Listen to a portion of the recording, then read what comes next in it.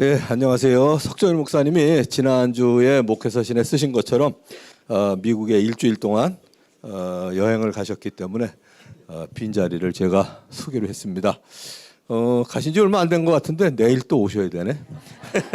송구영신 예배 드려야 되니까. 오늘은 여러분들에게 같이 나눌 말씀이, 여러분 주보 첫 페이지를 보시면 다운교회는 창세기 1장 27절 28절 말씀에 따라 개인과 가정과 사회 속에서 건강한 자아상, 건전한 가정관, 건실한 직업관을 세움으로써 이 땅에 하나님 나라를 이루어가며 영혼 구원하여 제자 삼는 신약교회를 회복해 보려는 이들의 공동체입니다. 이렇게 써 있죠. 그 얘기가 무슨 얘기인가 하는 걸 좀 설명을 드리면 좋을 것 같아요. 이게 주보, 제가 42살 때, 저는 원래 이제 공대에서 기계 전공한 사람인데 예수님 믿고 선교단체에 쭉 있다가 42살에 신학교를 들어가면서 이제 신학교 1학년 학생일 때 이 교회를 개척을 했거든요. 1994년에. 그래서 이제 1994년 그것도 9월 4일 날 개척을 했기 때문에 941생으로 생겼다 이렇게 보통 농담을 해요. 근데 그때 많은 교회 중에 내가 어떤 교회를 또 해야 되나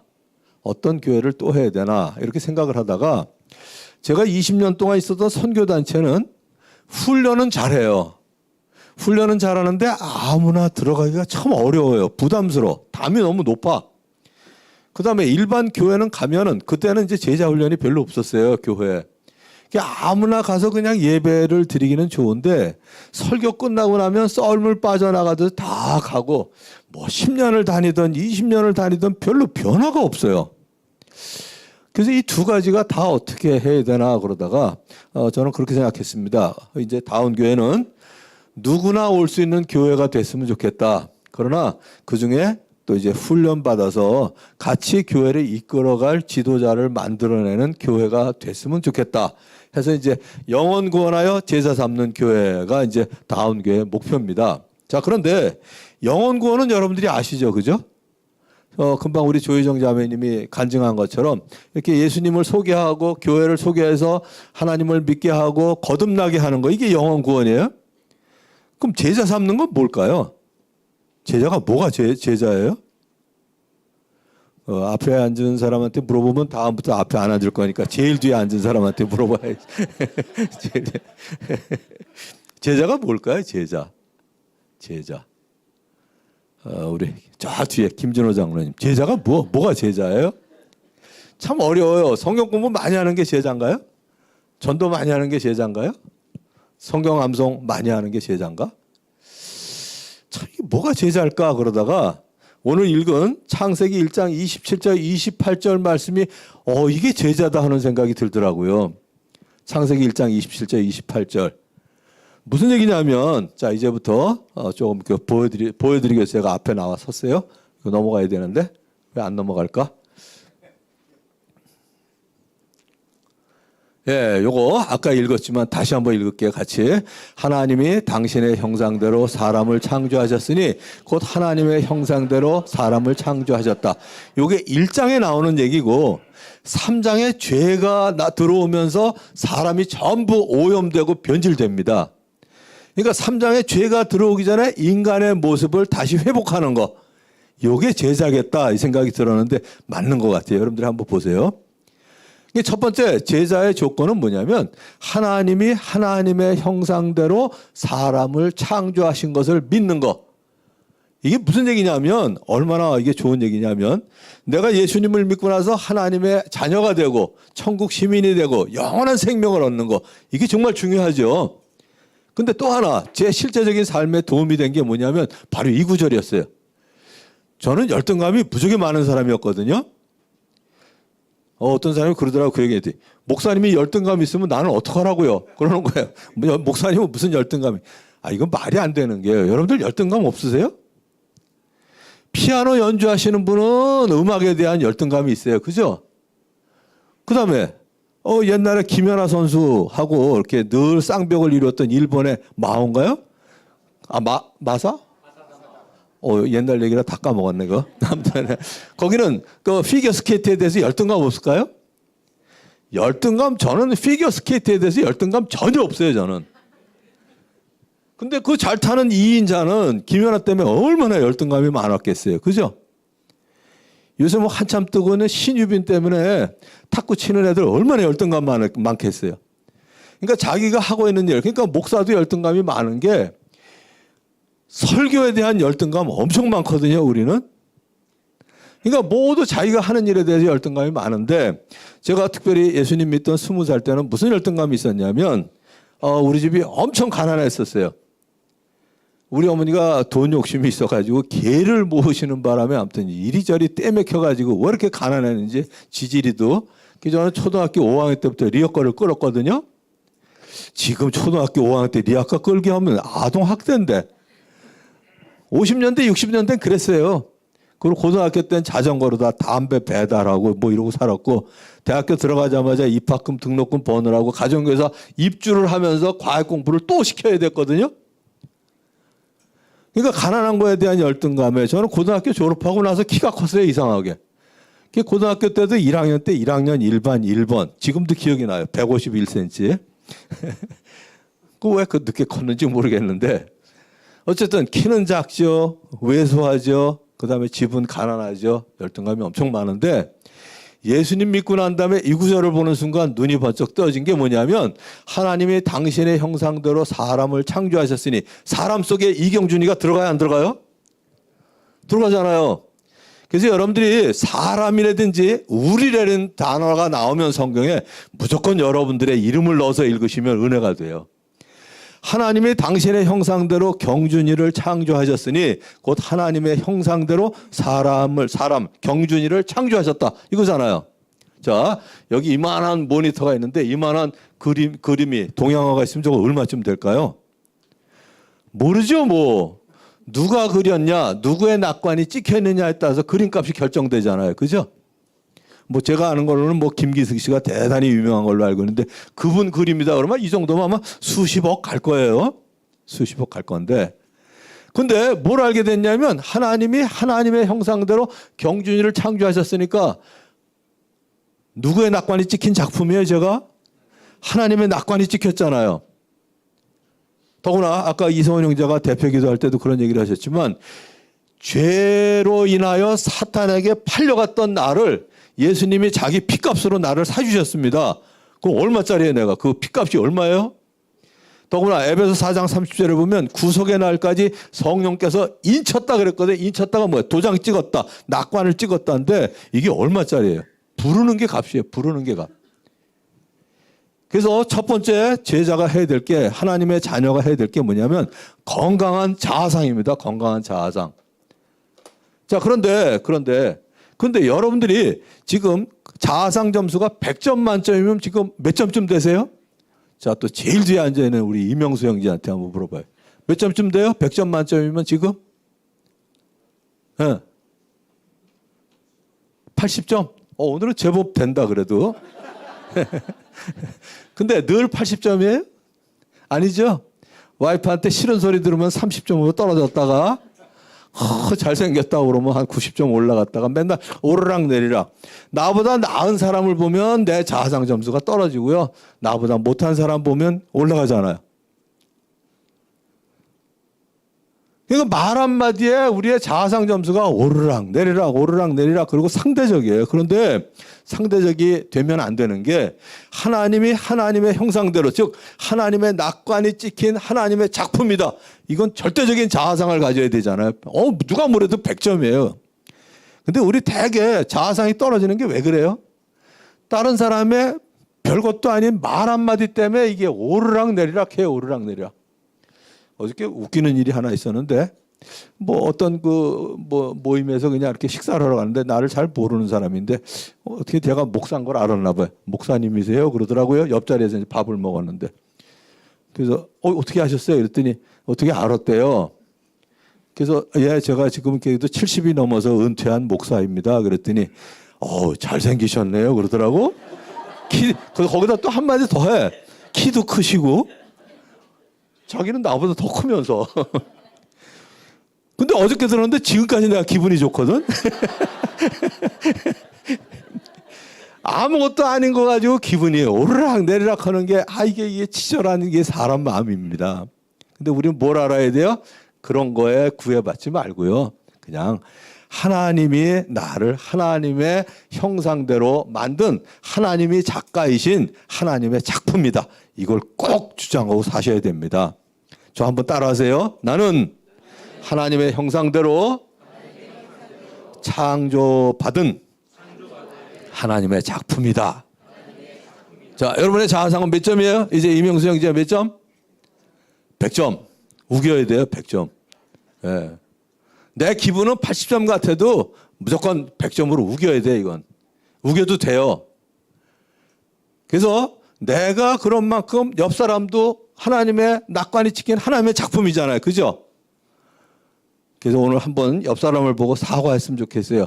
그렇게 귀중한 분인 걸 이제까지 몰라봬서 죄송합니다. 이제 함부로 하면 안 돼. 함부로 하면 안 돼. 함부로 하면 안 돼요. 얼마나 이 귀한 작품인데. 근데 이걸 아는 게 중요한 게 왜 중요하냐면 가만 있어라. 오늘 또 누구한테 물어볼까? 박규하 자매님한테 한번 여쭤봐야 되겠다. 집에 가지고 있는 옷 중에 제일 비싼 게 얼마짜리예요? 제가 좀 비싼 옷 있을 것 같은데 집에. 얘기하기 곤란하죠, 그죠? 예. 자, 그 비싼 옷 세탁기에 넣어요, 안 넣어요? 절대로 안 넣어요. 그 돈이면 새 옷 하나 살 수 있을 만큼 비용을 내서라도 드라이 클리닝을 하잖아요. 그죠? 한 200, 300 되는 거 절대로 세탁기에 안 넣죠. 손 세탁도 잘 안 해요. 드라이 클리닝 시켜요. 그러니까 저 말씀을 아는 때부터 제 삶이, 제 태도가 바뀌더라고요. 뭐가 바뀌냐면 하나님의 작품에 술 부으면 돼요, 안 돼요? 영 두 마음을 품고 있는 것 같은데 이 연말이 돼가지고 대답들 안 하시네. 그럼 하나님의 작품에서 연기 나오면 돼요, 안 돼요? 이거는 대답 분명하면서 다시 한번 물어볼게요. 하나님의 작품에 술 부으면 돼요, 안 돼요? 안 되죠? 저도 20살 때 예수님 믿었는데 대학교 2학년 때, 그러니까 대학교 1학년 때까지 별짓 다 했어요. 우리 때는 차 탔다 그러면 포카했고요, 노름. 그리고 아무튼 뭐 학교 앞에 있는 당구장 꼭 드나들었고, 제가 또 술 양이 엄청 많아요. 주량 그러죠. 왜냐하면 저는 초등학교 6학년 때부터 술을 마셨거든. 왜 그러냐면 1963년이 제가 주 6학년 때인데 우린 중학교부터 시험을 보고 들어갔어요. 그러니까 4당 오락 그래가지고 4시간 자면 붙고 5시간 자면 떨어진다. 그래서 4당 오락 그래서 1시에 자고 새벽 5시에 일어나기를 했는데, 그때 당시에는 우리 아파트가 생긴 게 1970년에 생겼기 때문에 그때는 그 창호지 문을 하고 어떻게 살았는지 이해가 안 가요. 지금 생각하면 말도 안 되잖아요. 아랫목은 요를 깔아놔서 요가 타는 적이 있어도 운목에서는 걸레가 얼었다고요. 근데 뭐 간식 먹을 게 있나? 그러니까 저희 아버님 때가 4남 3녀 그래가지고 장남이셨는데 추석 때 구정 때 1년에 10번 이상 모이는 제삿날 다 모이면 그렇게 술을 마셨거든. 그러니까 술을 담궜다고요, 집에서. 술 담그면 뭐가 있어요? 찌꺼기 있잖아요. 그걸 옛날에 모주라고 그랬는데 그게 표준 말인지 모르겠어요. 술 찌꺼기가 있잖아요. 그게 밤 11시에 간식으로 그걸 한 사발씩 먹었어요, 우리는. 그거 한 사발 먹으면요, 후끈 달아오르는 게 1시까지 공부해도 안 추워. 그거를 중학교 시험 보니까 6학년 때 먹었죠? 고등학교 시험 봐야 되니까 1, 2, 3학년 먹었죠? 대학교 시험 봐야 되니까 1, 2, 3학년 먹었죠?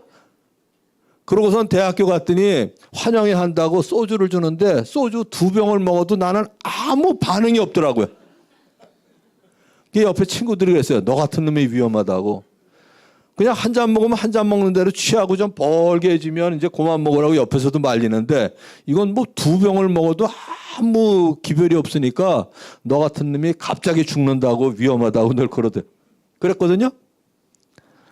그런데 하나님 믿고 나서 이 말씀을 보는 순간 하나님 작품에 술 부으면 돼요, 안 돼요? 모든 게 다 해결되더라고요. 그래서 여러분들이 그만큼 귀중한 걸 알면, 이 옷이 얼마짜리인 줄 알면 세탁기에 안 넣잖아요. 손빨래도 안 해. 그 비싼 돈 주고 드라이 클리닝 시키는 것처럼 우리 자신이 얼마나 귀중한 존재인가를 알면 우리를 대하는 태도가 달라지고요. 다른 사람을 대하는 태도가 달라져요. 그래서 첫 번째 알아야 될 게 건강한 자상입니다. 자상이에요. 두 번째는 이거예요. 같이 또 읽을게요. 하나님이 그들을 남자와 여자로 창조하셨다. 두 번째 알아야 될 거는 건전한 가정관이에요. 몇 달 전에 우리 청년들한테 말씀을 전할 일이 있어서 9월 달인 것 같아요. 거기에 오늘 뭐 늦게까지 결혼 안 한 사람이 있어서 내가 물어봤어요. 왜 결혼 안 해? 그랬더니 별로 필요를 안 느낀대. 또 결혼했는데 3년 이상 아기를 안 갖는 사람이 있어서 물어봤어요. 하나님이 아직 안 주셨어? 조금 기다리는 거야? 그랬더니 별로 필요를 안 느껴서 안 난대요. 그래서 제가 한마디 했죠. 내가 필요하면 결혼하고 내가 필요하면 아기 낳고 그러면 내가 주인이잖아요. 그죠? 더 나아가서 내가 하나님이에요. 그런 교만이 없어요. 결혼과 가정은 때 되면 결혼하도록 하나님이 만드신 하나님의 섭리고 결혼하면 출산을 하도록 생육하고 번성하는 게 하나님의 뜻이에요. 그건 내가 필요해서 가기도 하고 내가 필요하면 낳기도 하는 내 마음대로 하는 내가 하나님이 되는 게 아니고 하나님의 섭리거든요.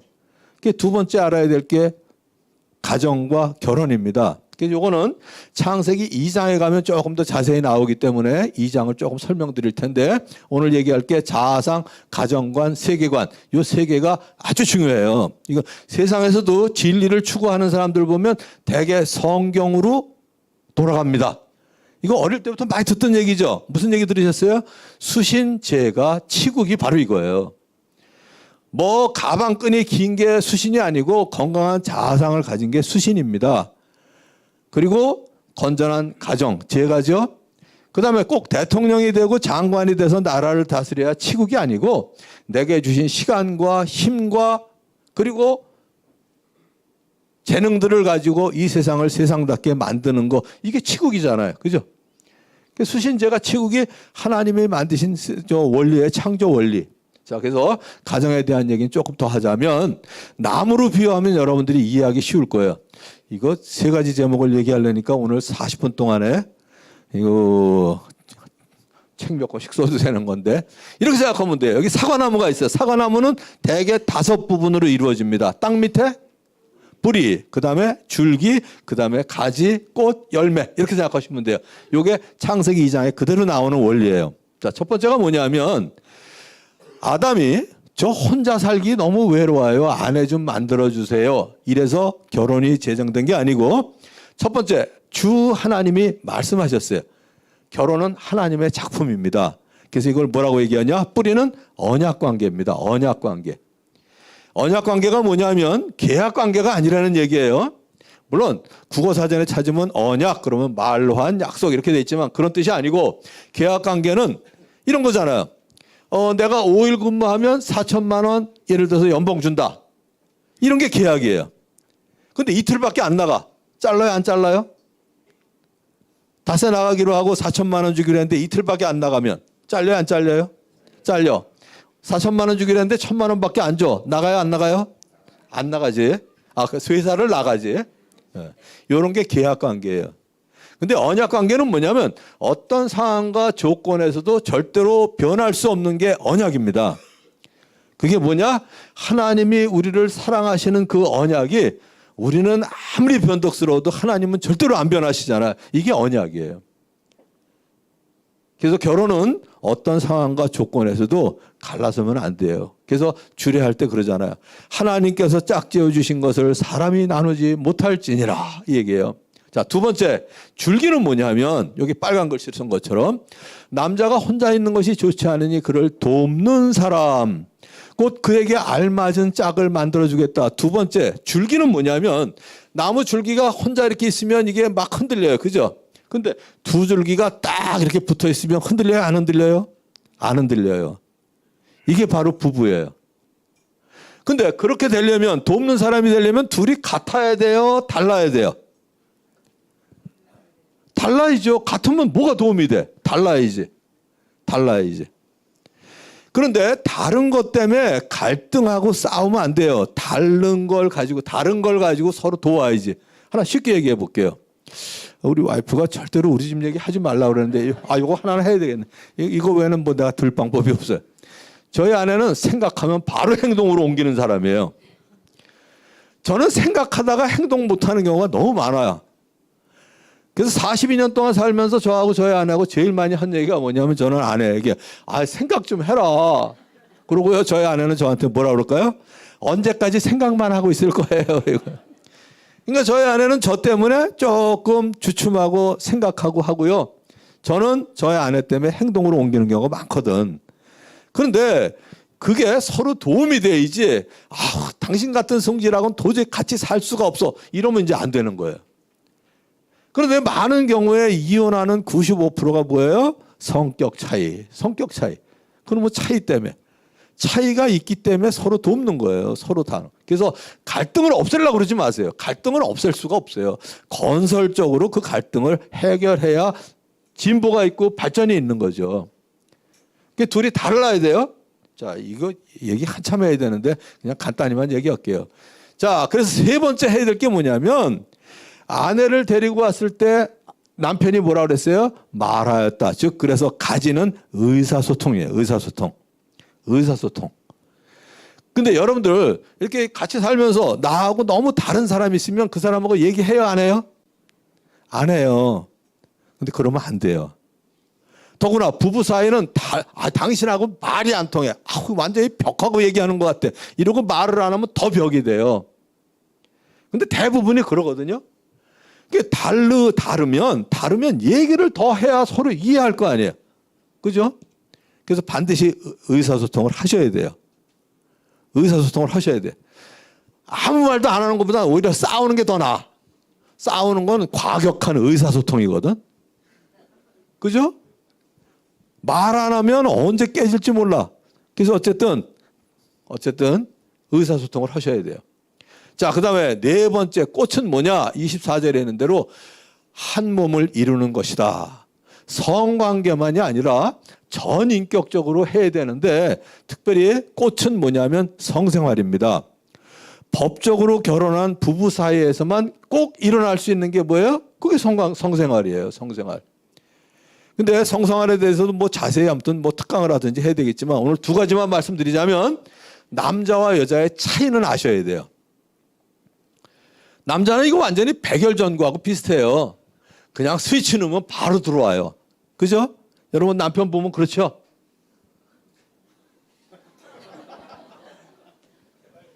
안 그런 사람 있으면 이거 심각한데 들어와야 정상이에요. 아무튼 바로 불 들어왔다가 꺼지면 바로 꺼지고. 근데 여자는 다리미하고 똑같아요. 바로 자극이 되는 게 아니라 서서히 뜨거워졌다가 서서히 식어요. 그러니까 이게 뜨거워지기도 전에 댐비면 안 돼요. 뜨거워질 때까지 기다려야 돼요. 그걸 어떻게 하냐? 다 살아보셔서 알잖아요. 숨소리만 들어도 알죠. 그리고 다 식을 때까지 좀 팔베개를 해주고 얘기를 좀 하고 그래야지 끝나자마자 그냥 돌아누워 자면 안 돼요. 우선은 그거 알아야 되고 두 번째 중요한 거 계획을 꼭 세우시고 성관계를 하셔야 돼요. 예를 들어서 화목하게 화요일 목요일 뭐 신혼이라 어떻게 그럼 3번 하세요. 주 안에서 화목하시면 돼요. 주일 화요일 목요일 뭐 이렇게. 그게 왜 그러냐면 여러분 살아보셔서 알지만 두 사람의 욕구가 일치되는 날이 드물어요. 그죠? 나는 간절히 그냥 사모하고 왔는데 저희 아내는 이불 빨래를 하거나 아니면 김장을 해가지고 오늘은 기분이 아니야. 뭐 이래서 안 되고요. 어떤 날은 저희 아내가 원하는데 내가 그날따라 그냥 설교 준비하려고 뭐 이렇게 싸갖고 와서 안 되고 이게 일치되는 날이 별로 없습니다. 그런데 내가 요구했는데 아내가 오늘은 아니야. 그러면 오늘은 컨디션이 안 좋구나. 이렇게 이해하는 게 아니라 거부당한 느낌이 들어요. 그것도 한 2-3번 거부를 당하면 그 다음엔 겁이 나서 말을 못해요.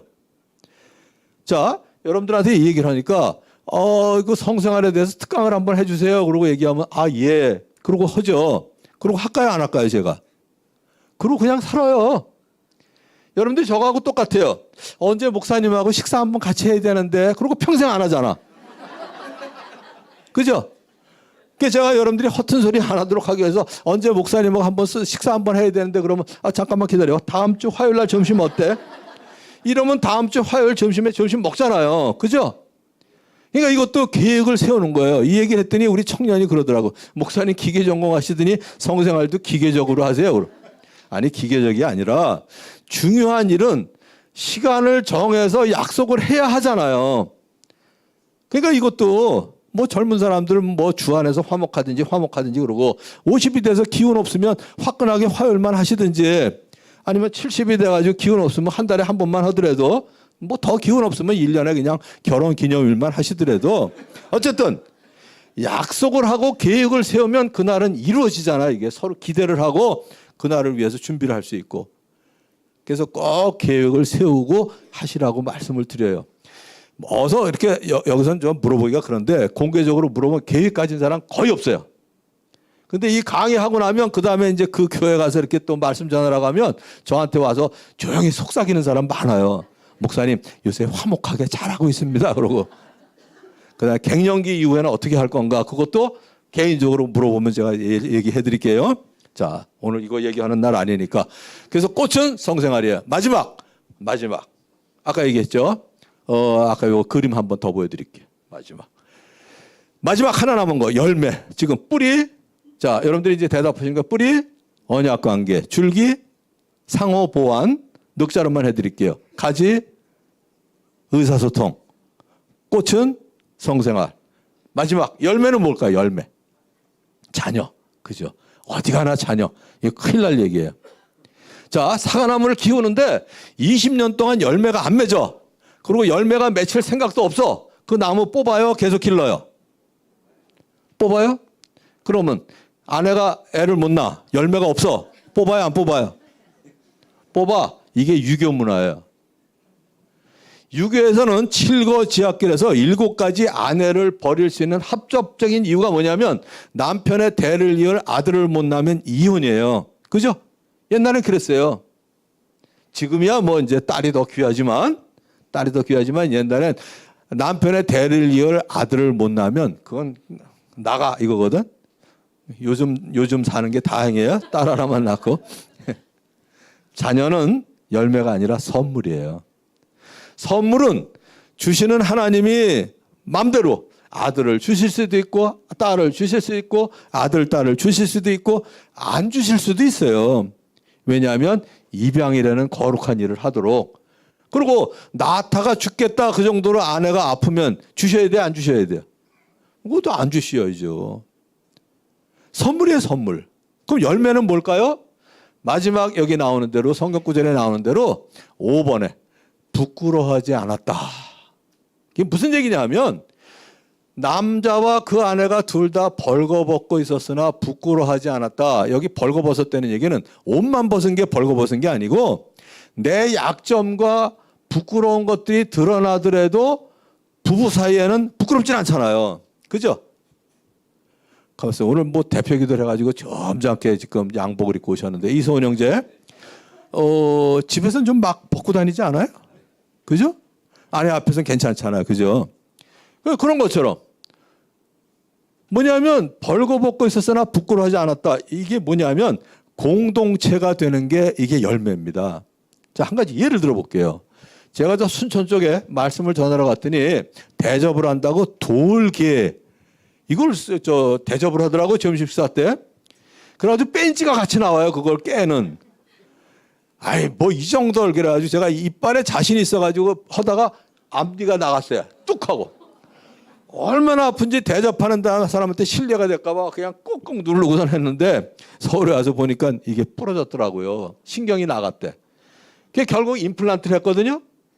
근데 우리 상식적으로 아는 것처럼 앞니 잇몸은 두꺼워요, 얇아요? 얇잖아. 어금니는 두꺼우니까 그냥 하는데 앞니는 그냥 임플란트가 안 되고 인공뼈로 양쪽에 콘크리트를 하고 콘크리트가 다 굳은 다음에 임플란트를 하더라고요. 그게 제가 알았어요. 임플란트 당일날 헌다는 거 이거 사기다 그러고 아니면 날림이든지. 그렇잖아요. 이게 좀 굳어야지. 그게 3개월 동안 의치를 끼고 다녔어요. 의치를. 제가 여기 은퇴하기 전에 있었던 일이에요. 근데 여러분들 다 모르시잖아. 내가 얘기를 안 했거든? 어느 날 세면장에서 이걸 빼봤어요. 세상에 연구도 이런 연구가 없어. 그게 너무 웃겨가지고 거실에 나와서 저희 아내한테 그리고 둘이 막 웃었거든요. 이 재미있는 거를 저희 아들과 며느리한테 보여줬을까요? 안 보여줬을까요? 주일날 와가지고 이거 한번 보여드리면 여러분들이 한번 웃고 얼마나 집중을 잘하겠어요. 이 좋은 소재를. 여러분 앞에서 내가 뺀 적이 있어요? 없어요? 한 번도 없어요. 저희 아들 며느리 앞에서도 한 번도 뺀 적이 없어요. 창피하잖아. 부끄럽잖아. 근데 저희 아내 앞에서는 다 벌거벗고 있었으나 이빨이 빠지고 영구 같아도 부끄럽지 않은 거예요. 같이 웃을 수 있는 거예요. 이게 바로 뭐냐면 공동체예요. 그래서 결혼과 가정은 성경적인 결혼과 가정은 바로 이거예요. 자, 한번 복습할게요. 자, 뿌리, 언약관계, 줄기, 상호 보완, 그 다음에 가지, 의사소통, 꽃, 성생활인데 아무 말 없이 하는 건 육체관계예요. 그러면 안 돼요. 충분히 대화를 하고 마음을 나누면서 전인적인 인격관계가 성생활이에요. 얘기 많이 하셔야 돼요. 그 마지막 열매는 공동체. 이게 공동체, 이게 공동체. 근데 우리나라 사람이 참 이걸 못해요. 서로 다르면 말을 안 해. 제가 노인복지관을 10군데를 했는데 우리 조희정 자매 아까 간증했는데 우리 직원 중에 하나였었거든요. 저건 이제 2017년에 다 은퇴를 했는데 거기에 가면 할머니들이 한 100명 나오면 할아버지들은 한 7명, 8명밖에 안 나오세요. 그리고 부부가 같이 나오는 경우가 거의 드물어. 그래서 제가 할머니들한테 여쭤본다고요. 저기 아버님 생전에 계시죠? 아유 멀쩡해. 근데 왜 같이 안 오세요? 그때 아유 집에 같이 있는 것도 왼수인데 여길 같이 와. 그럼. 아주 요새 은퇴하고 그냥 나가서 먹는 걸 너무 원하시는 거예요. 할머니들이. 그래갖고 집에서 세끼 먹는 걸 뭐라 그래요? 삼식이? 옛날엔 삼식이었는데 요새는 삼식이라고도 안 그래요. 저 세끼래 세끼. 꼭 욕 같아. 저 세끼래 세끼. 옛날에는 뭐 한식시, 두끼군, 그다음에 뭐 삼식이 이랬는데 삼식이도 안 그러고 세끼래 세끼. 그리고 세끼만 먹는 줄 알아? 간식까지 먹는데. 그래서 간나 세끼. 간식도 한두 번 먹는 게 아니고 종종 먹는데. 그다음에 대화를 안 해요. 여러 면에서 그렇지만 그거 보면 우리 아직 선진국은 아니에요. 선진국에 가면 제일 내가 부러운 것 중에 하나가 80, 90대 가지고 구부정한데도 손 붙잡고 이렇게 다니시는 분들이 그렇게 많아요. 우리나라 제가 부산에 5년 5개월 동안 있었지만 해운대, 송정 다 가봐야 노인네들 구부정한데 손 붙잡고 다니는 사람 거의 없어요. 이 우리나라는 아직은 후진국이에요. 그런 면에서. 정말 공동체가 돼가지고요. 정말 그것처럼 의지할 수 있는 사람이 부부 말고 더 어디 있어요.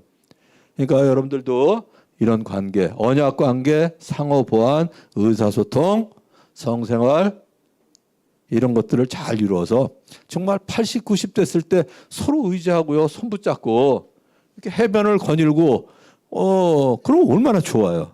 제발 그랬으면 좋겠어요. 자, 마지막 세 번째는 뭐냐면 이제 자, 아까 얘기한 것 중에 앞으로 갈게요. 다시. 자, 요거 마지막 세 번째. 하나님이 그들에게 복을 베푸셨다. 하나님이 그들에게 말씀하시기를 생육하고 번성하여 땅에 충만하여라. 땅을 정복하여라. 바다의 고기와 공중의 새와 땅 위에서 살아 움직이는 모든 생물을 다스려라 그러셨잖아요. 그죠? 요게 뭐냐면 세계관이에요. 무슨 얘기냐면 6일 동안 하나님이 빛을 만드시고 궁창을 만드시고 그 다음에 땅에 과일이 나게 해서 동물들로 먹게 하시고요. 그 다음에 첫 번째 날 만든 그 빛을 다스리도록 넷째 날 해와 달과 별을 만드시고 다섯째 날 만든 궁창에 하늘에는 하늘 궁창에는 새가 놀게 하시고 바다 궁창에 물고기가 놀게 하셨죠. 그 다음에 마지막 과목들 열매 맺는 과일들을 만드시고 그것을 먹도록 6일째 되는 날 동물들을 만드시고 클라이막스에 절정에 다다랐을 때 사람을 만드셨잖아요. 그리고 매일매일 만드시면서 뭐라고 그러셨어요? 보시기에 좋았더라. 이건데 제가 번역하자면 이런 얘기예요. 야, 이건 내가 봐도 잘 만들었다. 이거예요. 근데 여러분들이 정성 들여서 돈 들여서 시간 들여서 만들었는데 내가 봐도 잘 만들었어. 만지게 해요? 못 만지게 해요? 다른 사람이? 못 만지게 해요. 두 종류의 사람은 만져도 돼. 내가 사랑하는 사람은 만져도 돼요. 그 비싼 노트북 옛날에 샀을 때 저희 아내하고 저희 아들은 만지게 했거든요. 또 내가 존경하는 사람은 만지셔도 돼. 그런데 얼마나 하나님이 만들어 놓으시고 우리를 귀중하게 보시고 사랑하셨는지 뭐라고 그러셨어요? 살아 움직이는 모든 생물을 다스려라 하셨잖아. 네 마음대로 해라. 이게 세계관이에요. 그런데 세상에는 뭐가 있어요? 전 두 가지밖에 없다고 봐요. 자연과 그 안에 있는 사람이에요. 그래서 우리가 영혼 구원하여 제사 삼는 게 뭐냐면 세상에 있는 사람들을 사람답게, 즉 하나님의 자녀로 만들어야 되는 게 우리가 해야 될 일이에요. 또 하나 힘써야 될 게 뭐냐면 자연 보호에 힘써야 돼요. 이 사회가 질서와 공의 가운데 움직여지도록 하는 거. 뭐 작은 거지만 제가 저희 교회에 와서 하는 것 중에 하나가 뭐냐면 컵에다가 종이컵에다 이렇게 마시고 싶어도요. 제가 꼭 참고 사실 귀찮아요. 옆에 있는 유리잔에다 먹거든. 그거 다 자연 보호하는 데 도움되는 거잖아요. 여러분들이 상식적으로 아셔야 될 거. 물티슈 종이에요? 플라스틱이에요? 플라스틱이에요 그거. 가능한 대로 물티슈 안 쓰는 이유가 뭐냐면 그거 다 플라스틱이에요. 그거 다 버려지면 자연 보호에 큰 피해가 가거든요. 어쨌든 우리가 힘써야 될 거. 그리고 이제 사회에 소외된 사람들. 돈이 없어서 굶주리는 사람, 그 사람은 굶주리는 건 그분들의 육신적인 문제지만 그걸 보고 그냥 지나치면 그건 우리의 영적인 문제예요. 옷이 없어서 헐벗고 있는 사람은 헐벗는 거는 그들의 육신적인 문제지만 그걸 보고 그냥 지나치면 그건 우리의 영적인 문제예요. 의약품이 없어서 죽어가는 사람에게는 육체적인 문제지만 그걸 보고 지나치면 우리의 영적인 문제입니다. 그게 세계관을 가진 사람이 해야 될 일들입니다. 이 세 가지가. 자, 그런데 이 세 가지가 다 죄로 말미암아 어떻게 되는지 하나 이제 보여드릴게요. 첫 번째. 자아상은 어떻게 변질됐냐면 이게 절대적인 자아상을 가져야 되는데 상대적인 자아상, 즉 비교의식으로 바뀌어요. 예를 들어 드릴게요. 창세기 3장에 죄가 나오고 난 다음에 그 다음에 누가 나오죠? 가인과 아벨이 나오죠. 자, 여러분들이 가인이라고 치자고요. 가인과 아벨이 제사를 드렸는데 아벨 거는 제사를 받아들이셨는데 가인 거를 안 받아들이셨어. 여러분 걸 안 받아들였어. 그럼 여러분들은 무슨 생각을 하셔야 돼요? 자, 오영철 형제님. 무슨 생각을 해야 돼요? 내 제사는 왜 안 받아들이셨을까? 제물이 잘못됐나? 제사 드리는 태도가 잘못됐나? 이거 생각해야 되잖아요? 근데 그 얘기는 전혀 없어. 왜 내 거는 안 받아들이고 저 자식 거만 받아들여? 그래서 아벨을 꼬여내서 들에서 돌로 때려 죽이잖아. 아벨이 뭐 잘못했어요? 그죠? 그래서 우리는 건강한 자아상 가지고 살아야 되는데 늘 비교의식에 시달려요. 매일같이 우리가 시달리는 게 비교의식이에요. 제발 이러지 마시고 절대적인 자아상 갖고 사셔야 돼요. 두 번째는 뭐예요? 법적으로 결혼한 사이에서만 일어나야 될 성생활이 완전히 음란해지고 물란해지잖아요. 그거예요. 그죠? 마지막 세 번째는 이제 퀴즈. 세계관. 우리가 가지고 있는 시간과 재능과 물질을 가지고 세상을 하나님의 나라답게 만들어 나가야 되는데 뭘로 변질됐어요? 죄가 들어오고 난 다음에? 어떻게 바뀌었나요? 예? 즐기는 거. 그것만 해도 좋은데 그 이상으로. 전부 돈 빼먹는 수단으로 바뀌어요. 그죠? 돈 빼먹는 수단으로. 제주도에 있는 지하수 누구 거예요, 그거? 하나님이 만드신 거잖아. 그거 빼서 팔아먹어? 중동지방에 있는 석유 누구 거예요? 다 하나님이 만드신 건데 그거 빼다 팔아먹잖아요. 저기 미국 같은 경우에 무슨 주더라? 갑자기 이름이 생각이 안 나네. 거기에 보면 크리스마스 트리를 엄청 팔아요. 그래서 거기는 세금이 없어. 그 크리스마스 트리로 쓰는 거, 그 나무 누가 만드신 거야? 다 하나님이 자라게 하신 건데 그거 다 앞에다가 크리스마스 트리를 팔아먹잖아요. 그죠? 그래서 전부 돈, 섹스, 권력으로 바뀐 게 죄로 말미암아 변화된 건데, 그래서 우리가 이제 가져야 될 거 마지막 하나만 더 보여드릴게요. 이제 우리가 요건 이제 아까 다 한 거예요. 자, 우리가 해야 될 게 뭐냐면 하나님의 나라를 이루어 가야 되는데, 나라의 3요소, 국가의 3요소가 뭐죠? 자, 첫째, 국민, 또 주권, 영토, 요 세 가지. 창세기 12장에 보면 하나님의 나라를 건설하도록 아브라함을 부르세요. 이렇게 주께서 아브라함에게 말씀하셨다. 너는 네가 살고 있는 땅과 네가 난 곳과 너의 아버지 집을 떠나서 내가 보여주는 땅으로 가거라. 이 첫 번째가 뭐냐면 하나님께 순종해서 나갔어요. 그래서 주권을 하나님께 두는 게 하나님의 나라를 이루는 백성이 해야 될 일이에요. 주권.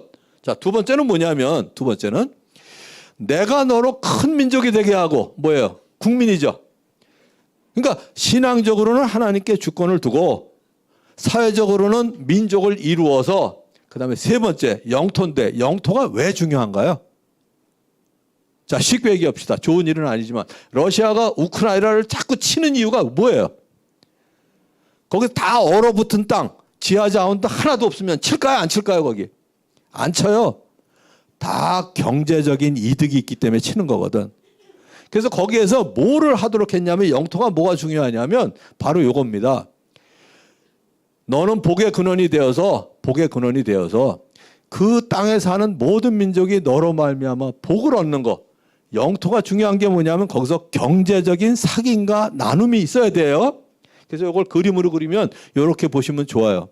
첫 번째, 신앙적으로 하나님께 주권을 두고, 두 번째는 국민, 민족, 사회적으로 민족을 이루어서, 세 번째 경제적으로 그 영토에서 복의 근원이 되는 거. 이게 우리가 해야 될 일입니다. 그런데 이스라엘 백성에게 그런 약속을 주셨건만 이스라엘 백성들은 그렇게 순종하는 게 아니라 선민사상, 자기네들만 선택받은 걸로 알고 하나님께서 축복하실 땅에서 복의 근원이 되는 게 아니라 이방 민족은 개처럼 여기잖아요.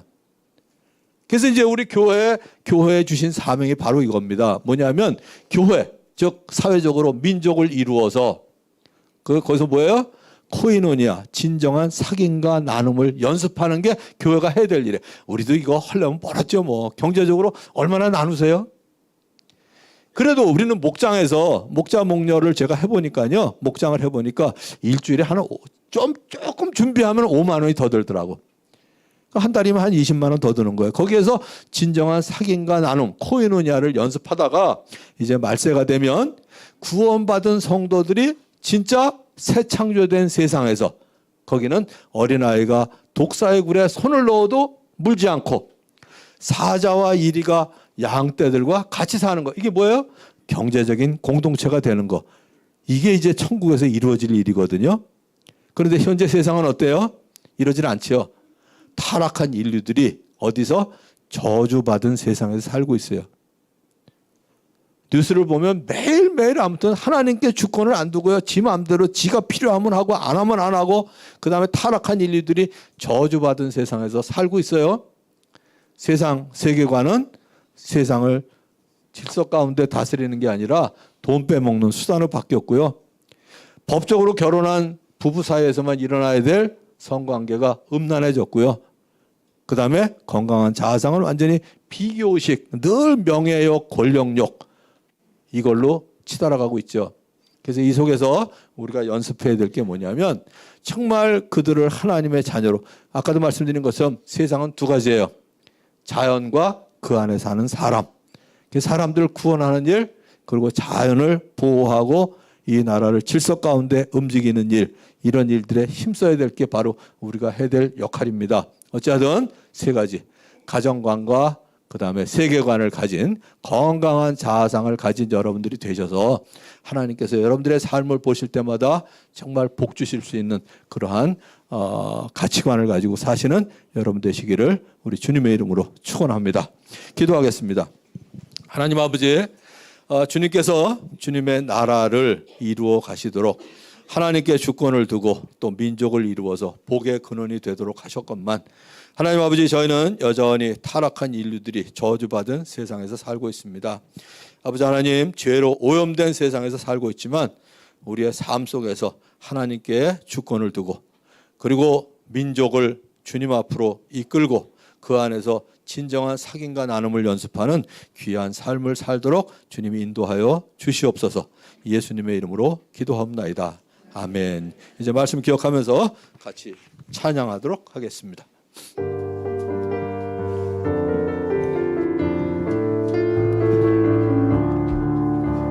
사막의 샘이 넘쳐 흐르리라. 사막의 돛이 뛰어 향내리라. 주님이 다스릴 그 나라가 되면 사막이 꽃동산되리. 사자들이 어린 양과 뛰놀고 어린이를 함께 뒹구는 참 사랑과 기쁨의 그 나라가 이제 속히 오리라. 사막의 숲이 굳어지리라. 사막의 예쁜 새들 노래하리라. 주님이 다스릴 그 나라가 되면은 사막이 낙원되리라. 독사굴에 어린이가 손 놓고 장난쳐도 울지 않는 참 사랑과 기쁨의 그 나라가 이제 속히 오리라. 이제 평안한 마음으로 세상에 돌아가십시오. 선한 일에 용기를 가지시며 악을 악으로 갚지 마십시오. 항상 연약한 자를 도우시며 병든 자를 찾아보시며 곤란당하는 이웃을 위로하십시오. 모든 사람을 존경하시며 주님께 봉사하고 주님을 사랑하십시오. 모든 일을 믿음과 사랑으로 행하시며 어떤 일에도 소망을 포기하지 마십시오. 그리고 거룩하신 성령님께 순종하여 기쁨과 감사의 생활을 해나가십시오. 우리 하나님 아버지는 여러분을 항상 도와주실 것입니다. 아멘. 지금은 우리 주 예수 그리스도의 은혜와 하나님의 극진하신 사랑과 성령의 감동, 교통하심이 이제 주님께서 우리를 만드신 그 모습대로 죄가 세상에 들어오기 전에 그 모습대로 건강한 자아상, 건전한 가정관, 건실한 세계관을 가지고 이 세상을 힘있게 살아나가기를 소원하고 헌신하는 우리 성도들 한 사람 한 사람 머리 위에, 가정 위에, 그리고 다운 교회 위에 지금부터 영원까지 함께 하시기를 간절히 축원하옵나이다. 아멘.